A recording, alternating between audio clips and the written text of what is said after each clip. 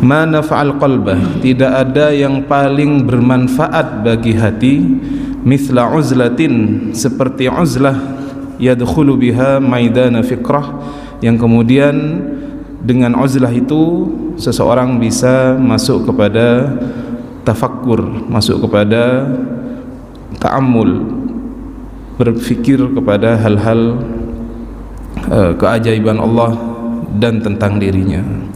Jadi ini adalah hikmah yang ke-12, berbicara tentang hati dan juga tentang pentingnya uzlah.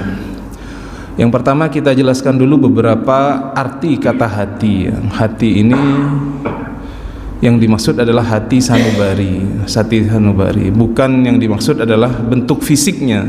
Bentuk fisik dari hati itu ada dua perkataan ya, baik dalam bahasa Indonesia atau bahasa Arab. Kalau hati dalam bahasa Indonesia, kalau dimaknai dengan hati nurani, itu tidak ada kemudian bentuk fisiknya itu adalah jantung ya. Jantung yang memompa darah itu. Tapi kalau hati dalam organ tubuh ya organ hati itu. Kalau organ hati kena penyakit bisa liver ya bahasanya liver ya, sakit kuning dan lain-lain, itu hati bentuk fisik. Tapi yang dimaksud hati di sini adalah hati sanubari, di mana hati ini adalah sumber rasa cinta, sumber rasa penghormatan kepada Allah, sumber rasa takut, dan sumber kita melaksanakan semua perintah-perintah Allah ya. Jadi ada hati ya. Dan ini letaknya adalah di hati yang berbentuk fisiknya itu di jantung. Makanya orang kalau tidak tenang pikirannya, itu jantungnya berdebar dengan kencang. Nah, itu posisinya di situ yang memompa itu ya. Tapi ini adalah bentuk yang bukan hati jantungnya itu, tapi adalah hati sanubari ya. Nah, hati sanubari ini kata beliau paling bermanfaat bagi hati ini adalah uzlah ya. Jadi ada uzlah. Kalau kemarin kita bahas tentang khumul. Khumul itu adalah suatu kondisi di mana seseorang sebelum dia tampil di masyarakat, sebelum dia kemudian menjadi tokoh masyarakat, menjadi ustadz, menjadi kiai atau menjadi apapun, dia mengalami sebuah proses pembentukan terlebih dahulu, diam terlebih dahulu ya. Tapi khumul ini bukan berarti tidak kemudian berinteraksi dengan seseorang, dia tetap berinteraksi, tetapi dia tidak tampil terlebih dahulu ya. Masih melihat-lihat kondisi, kemudian belajar terlebih dahulu, itu khumul. Adapun uzlah ini adalah posisi seseorang dia menyendiri hanya dengan Allah Subhanahu wa taala, tidak ada orang lain.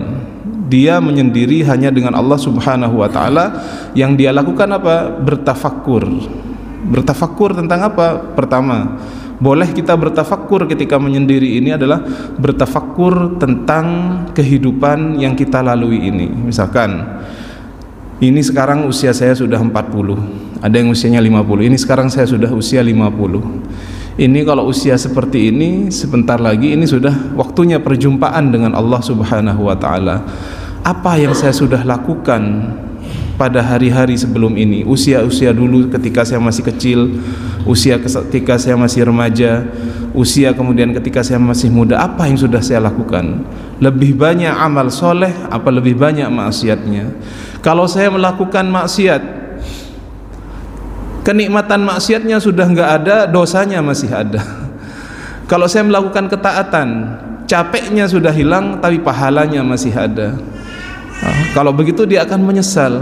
Oh, kalau begitu umur saya sudah dekat dengan perjumpaan dengan Allah, maka sisa umur ini akan saya gunakan untuk kemudian berbuat kebaikan, menebus semua kealpaan-kealpaan yang telah saya lakukan di masa lalu. Itu perlu perenungan, dan itu bagus sekali kalau kemudian menyendiri dengan Allah, berfikir tentang hal ini, berfikir tentang siapa kita, apa yang telah kita lakukan, kita kemana nanti tujuan kita, dan memperbaiki sebelum perjumpaan dengan Allah itu terjadi, sebelum kematian itu terjadi ya. Ini adalah boleh kita berfikir dengan itu.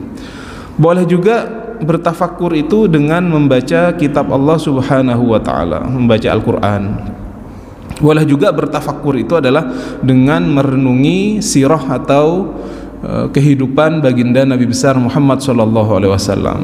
Jadi apapun yang kemudian kita, yang penting jangan bertafakkur tentang hal-hal yang tidak penting, ya, hal-hal yang tidak penting. Ya, ditafakkur ini mengenai bagaimana kita memperbaiki diri dan bagaimana ini berhubungan dengan sumber-sumber yang ada dalam agama seperti Al-Quran dan juga sirah perjalanan hidup baginda Nabi besar Muhammad SAW.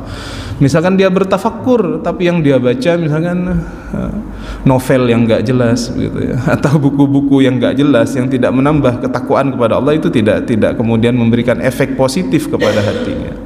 Jadi hati ini adalah tempat di mana Allah Subhanahu wa taala melihat hambanya.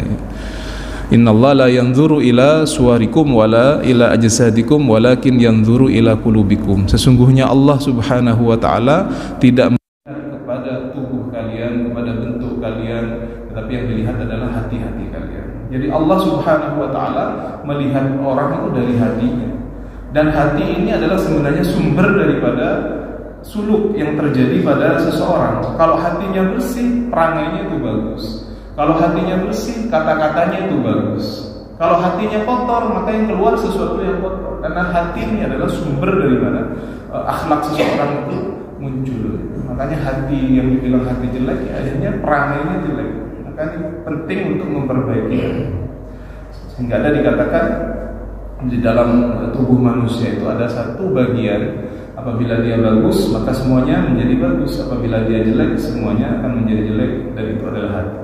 Ala inna fil jasadi mudghah idza saluhat saluhal jaidu sa'iru jasadihi wa idza fasadat fasada sa'iru jasadihi. Apabila hati itu bagus semuanya bagus, apabila hati itu jelek semuanya akan menjadi jelek. Jadi ini penting untuk kemudian memberikan hati seperti ini, ya. Kata beliau di sini yang paling bermanfaat untuk hati itu adalah uzlah. Uzlah hanya berdiam diri dengan Allah Subhanahu wa taala, memikirkan hal-hal tersebut tadi, memikirkan hal-hal tersebut tadi. Rasulullah sallallahu alaihi wasallam beliaulah yang kemudian menjadi inspirasi bagi Syekh Ibnu Athaillah untuk kemudian mengeluarkan hikmah ini. Apa yang dilakukan oleh baginda Nabi besar Muhammad SAW? Yang pertama, dalam sejarah beliau sebelum diangkat menjadi nabi di usia 40 tahun, Nabi Muhammad SAW beruzlah ke sebuah gunung namanya Jabal Nur, dalam sebuah gunung di sebuah gua yang kecil, ya, namanya Gua Hira. Disitulah baginda Nabi besar Muhammad SAW mendekati usia 40, beliau uzlah ke Gua Hira ini. Nah, bagaimana uzlahnya beliau? Karena posisinya sangat jauh, beliau meminta istrinya untuk membawa perbekalan. Kemudian untuk beberapa hari, kemudian beliau naik gunung beberapa hari, bisa seminggu, 10 hari, 15 hari. Ketika perbekalan sudah habis, beliau turun, diam dulu, kemudian bawa perbekalan lagi, naik lagi. Beberapa kali beliau lakukan itu, sampai akhirnya turunlah wahyu ketemu ketika beliau didatangi malaikat Jibril. Itu uzlah yang dilakukan oleh baginda Nabi besar Muhammad SAW. Nah, ketika beliau sudah mendapatkan wahyu, apakah beliau meninggalkan uzlah ini? Kata Syekh Ramadan Al-Buti di sini tidak. Uzlah beliau sudah tidak dilakukan di tempat-tempat seperti itu, di gua dan lain-lain. Tetapi beliau pindah waktu uzlahnya itu adalah di sepertiga malam terakhir. Jadi uzlah itu perlu keheningan, bapak-bapak, ibu-ibu. Ini penting. Saya kira semua dari kita sepakat bahwasanya keramaian itu mengotorkan pikiran kita. Tetapi keheningan itu membuat jiwa kita bersih. Kalau ingin konsentrasi belajar itu dalam keheningan, perpustakaan itu harus hening. Kalau di perpustakaan bicara sendiri, teman-temannya terganggu. Karena untuk memahami sesuatu itu perlu keheningan. Apalagi keheningan di waktu malam, karena di sepertiga malam terakhir ini biasanya tidak ada aktivitas manusia. Sepeda motor nggak ada, mobil nggak ada, kebanyakan manusia sedang tidur. Berarti kalau sepertiga malam kira-kira dimulai jam berapa? Kalau malam dimulai dari jam 6 dan berakhir jam 5, kita bagi saja. Atau kita anggaplah 6 kali 12. 12 dibagi 3 berapa? 4. 4 1 2 3 4 1 2 3 4 1 2. Berarti kalau 4 terlalu banyak, mungkin 3 1 dari jam 7 1. Kalau dari jam 7 1 2 3 1 2 3. Berarti sepertiga malam itu kira-kira dari jam 1 malam. Makanya orang-orang salaf kita, orang-orang sepuh kita itu biasa bangun malam, jadi antara jam 1 sampai waktu sahur. Itu adalah waktu yang terbaik untuk. Jadi bukan kemudian bangun di malam hari itu hanya untuk sholat, iya. Tetapi perlu juga tafakkur. Tafakkur ini juga yang penting. Tafakkur itu penting karena dalam kesendirian itu manusia akan lebih intens dengan Allah Subhanahu wa taala, akan menangis atas semua kesalahan-kesalahannya, berpikir ulang gimana kehidupannya. Dan ini adalah waktu istijabah. Bapak-bapak ibu disebutkan rahmat Allah turun itu di sepertiga malam terakhir. Apakah ada orang yang mau beristighfar kepadaku? Adakah orang yang ingin meminta kepadaku? Nah, ini waktu istijabah. Waktu istijabah, waktu paling bagus untuk bercakap-cakap dengan Allah, untuk bermunajat kepada Allah Subhanahu wa taala di sepertiga malam terakhir. Jadi ini adalah makna umum daripada penjelasan hikmah yang ke-12. Mari kita simak apa penjelasan Syekh Ramadan Al-Buti mengenai hal ini agar kita lebih mendalam. Beliau mencontohkan di sini beberapa hal yang berkaitan tentang uzlah. Misalkan begini, orang itu ketika dalam suasana ramai, keramaian di pasar, di keramaian apapun, biasanya tidak bisa tidak ada konsentrasi dalam dirinya. Misalkan ada orang di keramaian pasar Tanjung misalkan, lagi orang lalu lalang, jual beli sedang terjadi, kendaraan lalu lalang. Kemudian ada 2 orang sedang berjalan di sana. Salah satu sahabatnya mengatakan kepada teman itu, saya ingin menceritakan kepada kamu hadis baginda Nabi besar Muhammad SAW. Dia kemudian mengatakan sebuah hadis, misalkan, "Lau kana libni Adam wadin min malin labtagha ilaihi thaniyan." Andaikan bagi manusia itu satu lembah dari harta, niscaya dia akan mencari lagi satu lembah yang lain. Ada hadis yang dia sampaikan begitu. Kalau disampaikan di kondisi pasar yang ramai, orang berlalu lalang ramai, mungkin dia dengarkan, tapi dari masuk telinga kanan, keluar lagi telinga kiri. Karena memang posisinya atau kondisinya tidak memungkinkan seseorang untuk paham hal tersebut. Jadi suasana kondusif itu sangat penting. Bayangkan misalkan ketika dia sendiri di tengah malam, kemudian dia membaca misalkan hadis baginda Nabi besar Muhammad SAW yang ada artinya tentunya, kalau tidak paham bahasa Arab, dia memikirkan, "Lau kana libni Adam wadin min malin labtagha ilaihi thaniyan." Andaikan manusia punya satu lembah dari harta, niscaya dia akan ingin satu lembah yang lain.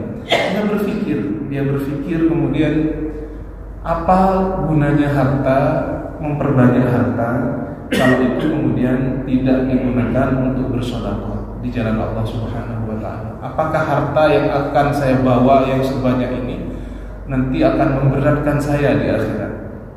Dia pikir itu. Kemudian dia teringat sabda Rasulullah SAW, yaqulu ibnu Adam mali, berkata seorang manusia, hartaku.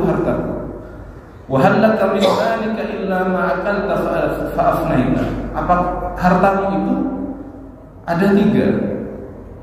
Hartamu itu ada 3. Wa hal laka min malika illa ma akalta fa afnaita. Adalah sesuatu yang kau makan dan itu akan hilang, akan sirna. Aw labista fa ablaita. Sesuatu yang kau pakai, pakaian itu akan kusam. Aw tasaddaqta fa amdaita. Dan sesuatu yang engkau sedekahkan itu, maka itu adalah yang kekal. Jadi dia teringat itu. Katanya baginda Nabi, hartamu itu kalau kamu makan, kita masuk ke perut, ya sudah nanti berakhir di pembuangan akhir. Pakaian kita setelah kita pakai beberapa lama akan usang. Tetapi kalau harta yang kita sedekahkan itu sebenarnya adalah yang kemudian kita kekalkan. Pernah suatu hari baginda Nabi Muhammad SAW itu datang ke Sayyidah Aisyah kalau tidak salah. Kemudian tanya, "Ya Aisyah, apa apakah ada makanan? Oh, tadi ada ya Rasulullah, sudah habis. Tadi ada seorang ngasih hadiah makanan, tapi sudah saya kasihkan kepada seseorang yang meminta. Kata baginda Nabi, kamu salah Aisyah. Itu masih ada.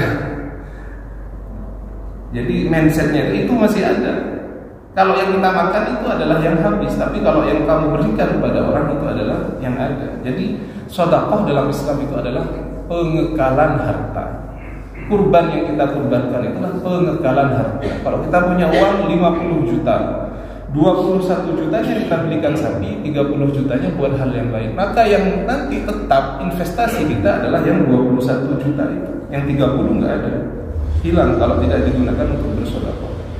Makanya sholihin itu kalau ada datang orang meminta-minta ke rumahnya, dia bilang apa? Marhaban marhaban biman hamala zadi ilal akhirah. Selamat datang orang yang akan membawa bekal saya ke akhirat. Jadi bukan kemudian datang pengemis itu menjadi ya ini ganggu saja, enggak. Dia bilang marhaban, selamat datang. Anda ini yang akan bawa pahala saya nanti ke akhirat. Jadi kalau kita punya mindset seperti itu ya akan ringan bersedekah. Nah ini yang diajarkan oleh baginda Nabi besar Muhammad SAW. Nah kita berpikir tentang itu, sehingga dari sirah baginda Nabi besar Muhammad SAW kita akan tahu bagaimana beliau sangat sederhana, bagaimana beliau kemudian lebih mementingkan akhirat daripada mengumpulkan harta dunia. Beliau itu secukupnya. Kalau kita lihat rumah baginda Nabi itu adalah satu kamar yang kecil, ya kamar, ya ruang tamu, ya dapur ngumpul jadi satu kotak gitu ya. Bangunannya terbuat dari tumpukan, dulu nggak ada batu bata, jadi orang Arab itu pakai kayak lumpur ya, atau celot katanya orang untuk menempel. Rumah-rumah seperti itu. Atasnya itu atapnya pakai pelepah kurma dan lain-lain. Seperti itu aja rumahnya waktu itu. Dan rumah itu yang ditinggali Rasulullah dengan Aisyah nanti akan menjadi kuburan beliau yang sekarang kita ziarahi di Masjid Nabawi. Sesederhana itu baginda Nabi besar Muhammad SAW. Semuanya beliau sedekahkan di jalan Allah. Sayyidina Abu Bakar itu kalau diminta bersedekah, disedekahkan semua hartanya. Ditanya sama Rasulullah, apa yang kau sisakan wahai Abu Bakar untuk keluargamu, Allah dan Rasulnya? Di bawahnya Abu Bakar ada Sayyidina Umar. Kalau Sayyidina Umar sedekah disisakan, setengah hartanya disedekahkan di jalan Allah, setengahnya disimpan untuk keluarganya. Kalau Abu Bakar ini semuanya. Nah, makanya Sayyidina Abu Bakar posisinya sangat dekat dengan Rasulullah SAW. Andaikan imannya Abu Bakar dihitung dan dibandingkan dengan imannya semua manusia, niscaya berat imannya Abu Bakar. Kenapa? Seperti itulah Abu Bakar. Baik, ini yang beliau jelaskan. Jadi untuk bertahan memikirkan semua hal-hal seperti ini perlu perenungan, perlu perenungan. Makanya di agama-agama yang lain itu juga ada seperti ini, ada meditasi keheningan, perlu kita berpikir. Maka dalam Islam juga ada seperti ini ya. Kita namanya berta'ammul dan bertafakkur. Berta'ammul memikirkan daripada dosa, daripada hal-hal lain yang berkenaan dengan kehidupan kita di dunia ini. Itu yang pertama. Kemudian yang kedua, setelah kita mengetahui semua yang sudah dijelaskan oleh beliau Syekh Ramadan Al-Buti, maka penting bagi kita kemudian untuk selalu berpegangan kepada sunnah baginda Nabi besar Muhammad SAW. Penting bagi kita untuk mencari teman yang soleh, teman yang soleh. Untuk melakukan hal seperti ini, misalnya kita ingin istiqomah, bangun sebelum sholat subuh. Kalau nggak bisa jam 1, nggak bisa jam 2, kata guru saya, paling tidak sebelum subuh itu sudah bangun sholat tahajud, walaupun 2 rakaat, tambah witir 1 rakaat lebih bagus lagi. Minimal itu. Kalau nggak bisa setengah jam, 2 rakaat. Dan ini tidak perlu mursyid, tidak perlu guru.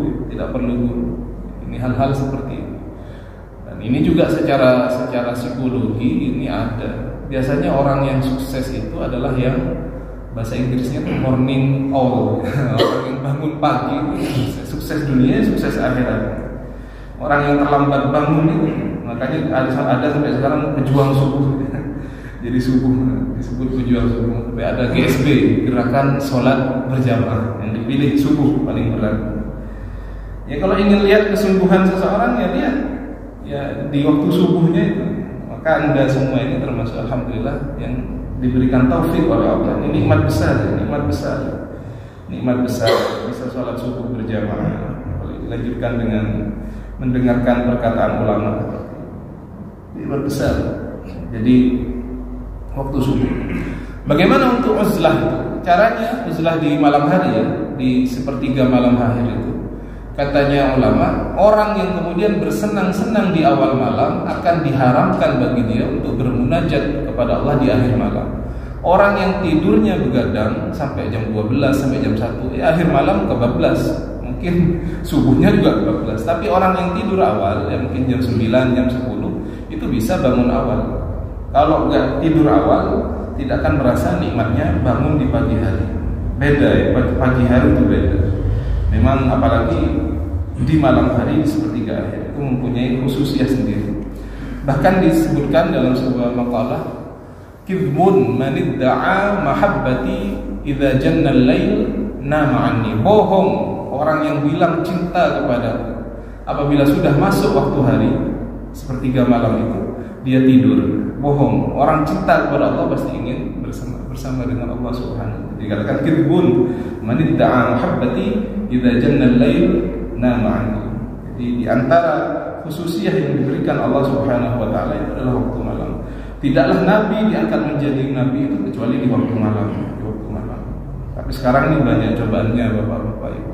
Ada orang enggak tidur malam tapi nonton HP. Ada orang enggak tidur malam nonton sepak bola. Ya jauh ya.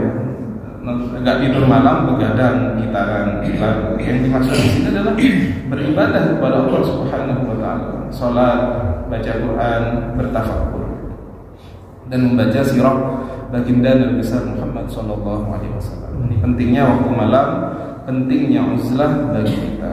Jadi saya kira uzlah ini adalah sebuah, kata beliau, proses kita menjauhi makanan, seperti proses kita menjauhi makanan. Misalkan ada seorang sakit, dokter bilang jangan makan gorengan banyak-banyak, jangan makan yang berlemak. Itu sebuah proses namanya diet. Uzlah itu seperti itu, ada diet. Kemudian dokter juga memberikan obat untuk menyembuhkan. Dua-duanya harus dilakukan. Diet saja tapi nggak ada obat, nggak berhasil. Minum obat saja tapi semua pantangan dilakukan nggak berhasil. Uzlah saja tapi tidak menyampaikan kepada tadi fikrah, kepada bertafakkur, itu tidak akan berhasil. Jadi kalau orang hanya diam diri, uzlah, tapi tidak sholat, tidak baca Quran, tidak bertafakkur, itu tidak akan mengantarkan kepada kesuksesan. Maka yang dimaksud di sini adalah uzlah. Ketika kita berdiam diri dengan Allah, yang kita lakukan adalah tafakkur, membaca Al-Quran, tadabbur. Makanya ada istilahnya tadabbur Al-Quran, tadabbur Al-Quran, memahami daripada Al-Quran. Saya kira itu yang bisa saya jelaskan. Yang kemudian kesimpulan daripada hikmah yang ke-12 ini adalah pentingnya posisi hati kita dan pentingnya kita merawat hati kita. Cara merawat hati diantaranya bagaimana kita uzlah dan juga masuk dalam uzlah itu bagaimana kita bertafakkur untuk memikirkan hal-hal kebesaran Allah, memikirkan dosa-dosa dan hal-hal lain. Demikian hikmah yang ke-12 yang bisa saya sarikan dari kitab ini. Kalau ada yang ditanyakan perihal hikmah ini dan hal-hal lain, saya berikan kesempatan.